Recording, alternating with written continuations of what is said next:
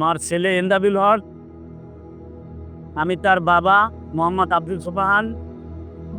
আমার ছেলে মারা গেছে উত্তর বাড্ডাবলিয়া। আর উত্তর বাড্ডাবলি মারা গেছে।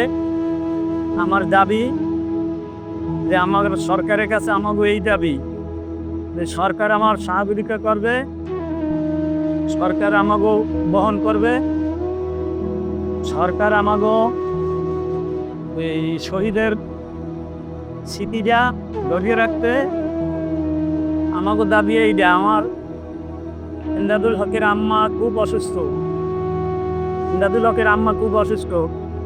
ওই সংসারে ছেলে আসিনি ওইটা চালাক। তাই দাবি এই সরকারের কাছে যে সরকার আমাকে বহন করবে, যেটা মুক্তিযোদ্ধা ভাতা দিয়েছে এইরকম একটা ভাতা করিয়ে দেবে, আর শহীদের ভিত্তি শহীদের স্মৃতিটা ধরিয়ে রাখবে, শহীদের স্মৃতিটা ধরিয়ে রাখবার আবেদন সরকারের কাছে। চিরস্থায়ী শহীদের স্মৃতিটা ধরিয়ে রাখবার চিহ্ন করার আবেদন, আর কিছু না। এই আমার আবেদন সরকারের কাছে।